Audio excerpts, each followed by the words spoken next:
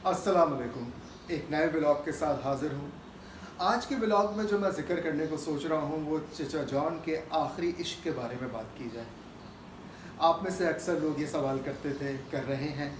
मुझे comment box में भी आया कि उनके किसी इश्क के बारे में बताएं और ये बताएं कि वो इतने डिप्रेस क्यों रहते थे। ये हर आदमी समझता है कि वो बहुत डिप्रेस रहते थे और हर वक्त डिप्रेशन में रहते थे। हाँ, उनकी शादी बहुत डिप्रेस्ड है और उनके इश्क भी नाकाम हुए। वो अक्सर उसमें से वन साइडेड ही थे। आज भी मैं समझता हूँ मेरी नज़र में वो उनका आखिरी इश्क था। उसके बारे में आज उसका ज़िक्र करेंगे। और जिस वक्त ये इश्क उनको हुआ उस वक्त उनकी उम्र लगभग मेरे हिसाब से 68 तक या 70 के होंगे। और जिन खातून से इश्क हुआ उनकी एज उस वक्त होगी 30, मैक्सिमम 30 होगी और वो मैरिड थी।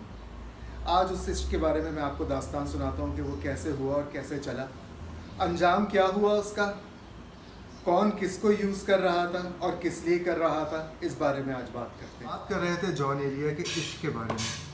मैं पहले भी बताया कि उनके ज़्यादातर जो इश्क थे वो वन साइडेड ही थे। जो एक टू साइडेड इश्क था वहाँ शादी हो गई थी, मगर वो शादी भी ज़्यादा अरसे नहीं चल सकी। खैर, तो ये जो आखिरी इश्क इनका हुआ, ये जिन खातून से हुआ वो खातून एक शायरा थी, स्ट्रगलिंग शायरा थी।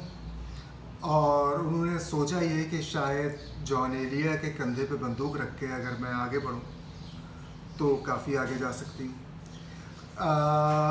उन खातून के जो शौहर थे वो इस बात को अच्छी तरह जानते थे कि वो जो खातून हैं वो जॉन एलिया को बेवकूफ़ बना रही हैं और दोनों मियाँ बीवी मिल के बेवकूफ़ बना रहे थे। उसमें इज़हार इश्क भी हुआ। खातून कहती थी कि ये जो आदमी है जिसकी वो बीवी थी उसने उसके बड़े औरतों से नाजायज़ किस्म के ताल्लुकात हैं। वो आदमी उस ज़माने में रशिया में बिज़नेस किया करता था और उसने कहा कि वो कुछ ही अरसे में उस औरत को तलाक देने वाला है और जिस वक्त वो तलाक देगा तो जॉन साहब मैं आपसे शादी कर लूँगी। चचा जॉन इतने ज़्यादा उसके इश्क में गिरफ़्तार हो चुके थे कि उसकी शायरी को बहुत एडमायर करने लगे थे। एक दफ़ा इसी घर में उन्होंने एक नशस्त रखी जिसके अंदर डॉक्टर मोहम्मद अली सिद्दीकी को बुलाया गया। वो अच्छे बड़े नक्काद थे उर्दू के और उनसे इंट्रोड्यूस किया गया उन खातून को। मैं उनका नाम नहीं ले रहा कहीं पर भी क्योंकि वो मुझे पता है कि वो अभी बेहयात हैं, वो सुनेंगी देखेंगी तो बुरा लगता है। तो उस मीटिंग में मोहम्मद अली सिद्दीकी भी थे और उन्होंने कुछ अपनी नज़में पढ़ के सुनाई। उन खातून के शौहर भी साथ में आए हुए थे और चचा जॉन उनके सामने, उस आदमी के सामने, उनकी बीवी से इज़हार इश्क भी कर रहे थे क्योंकि ये तो पता ही था कि सब कुछ सेट है, कुछ दिन की शादी है, उसके बाद तलाक होगी और शादी यहाँ हो जाएगी। तो मोहम्मद अली सिद्दीकी बड़ी तारीफ़ें कर रहे थे उनकी शायरी की और कुछ अशार वाकई में अच्छे थे उनके और बाकी तो बड़ी आमियाना सी शायरी थी। अगर वो शायरा होती और अच्छी शायरा होती तो वो शायद आज तक भी रहती। अब मुझे लगता है कि वो जितनी भी शायरी कर रही थी उसमें काफ़ी अशार चचा जॉन के थे, मुझे लगता है। वो कि चचा जॉन अपनी शायरी के बारे में इतने पर्टिकुलर थे, अपने कहे हुए कलाम के बारे में इतने पर्टिकुलर थे कि वो रात को बैठ के जिस वक्त लिख रहे होते थे और वो लिखते रहते थे जिस तरह उनके ऊपर इल्हाम होता था, जिस तरह शायरी उनके ऊपर आमद हो रही होती थी। तो उसमें से बहुत से अशार ऐसे होते थे जो वो बाद में डिस्कार्ड कर देते थे, मगर वो जो डिस्कार्ड भी करते थे उसको वो फाड़ के फेंक देते थे क्योंकि वो नहीं चाहते थे कि वो डिस्कार्डेड भी शायरी किसी और को मिले। तो हो सकता है चचा जॉन ने ना वो अशार उस औरत को दिए हों, वो उनके अपने ही हों, लेकिन मुझे डाउट अब यही होता है। इस दरमियान मुझे एक वाक़या भी याद है कि जिस दिन वो खातून यहाँ आई हुई थी वो उसके बाद अक्सर यहाँ आने लगी थी चचा जॉन से मिलने के लिए। चचा जॉन ही यहाँ बुलाते थे। एक दफ़ा चचा जॉन मुझे उनके घर लेके भी गए, हम दोनों टैक्सी में गए, दोपहर थी, गुलशन इकबाल में कहीं उनका घर था खातून का। काफ़ी बिल्लियाँ पाली हुई थी उन्होंने। तो चचा जॉन ने जाके पूछा कि वो कहाँ है शौहर, तो कह रहे सो रहा है अंदर, आप आइए बैठिए, साथ बैठ के बातें करते हैं। तो काफ़ी बेतकल्लुफ़ माहौल में बातें हुई। उन्होंने मुझे टैंक भी पिलाया। तो वो बज़ाहिर बड़ा हॉस्पिटैलिटी से मिल रही थी, मगर वो हॉस्पिटैलिटी जो थी वो कुछ ही अरसे की थी, इतने अरसे की थी कि चचा जॉन उनको लॉन्च कर दें। खैर, फिर हुआ ये कि ये बात मैं आज जिक्र कर रहा हूँ, चचा जॉन ने किया ये कि खातून को नंबर दिया। अब वो खातून कौन थी उनको भी मैं अच्छी तरह जानता हूँ, कोई करीबी थी, और कहा कि ज़रा इसके शौहर से बात करके पता चल जाएगा कि ये वाकई में सच बोलती है या ये झूठ बोल रही है, क्या है।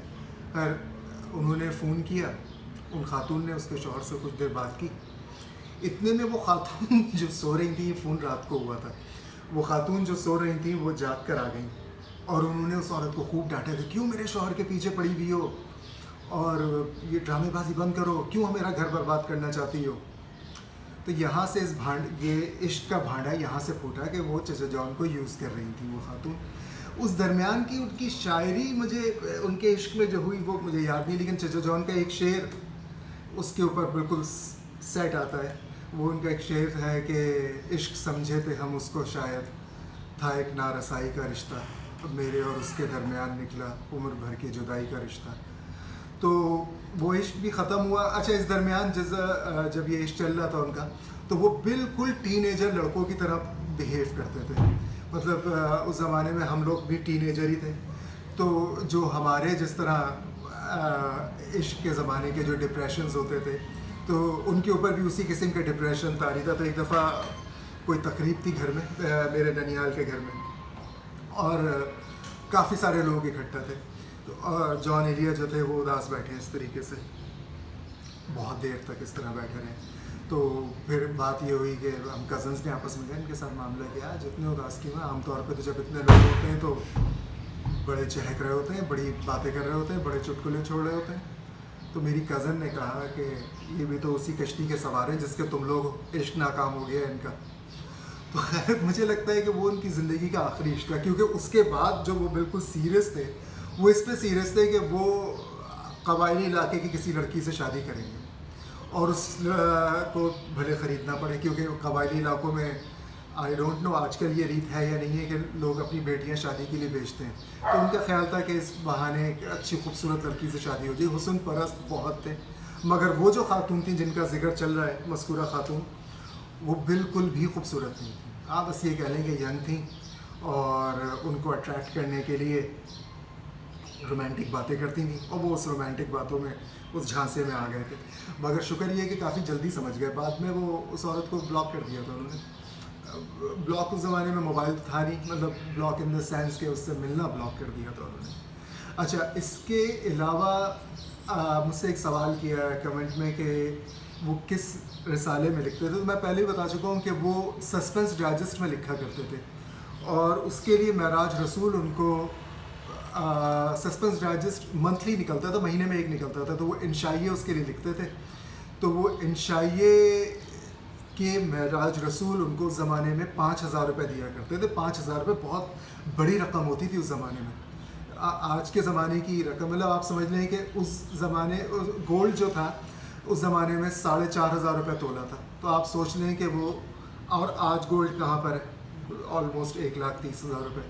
تو وہ 1,30,000 روپے ایک پیج کے اس وقت لکھتے تھے. تو وہ سب سے ہائیلی پیڈ تھے سسپینس ڈائجسٹ میں. چلیں پھر اگلے کسی ولاگ میں دوبارہ ملاقات ہوگی. اجازت دیجیے، خدا حافظ.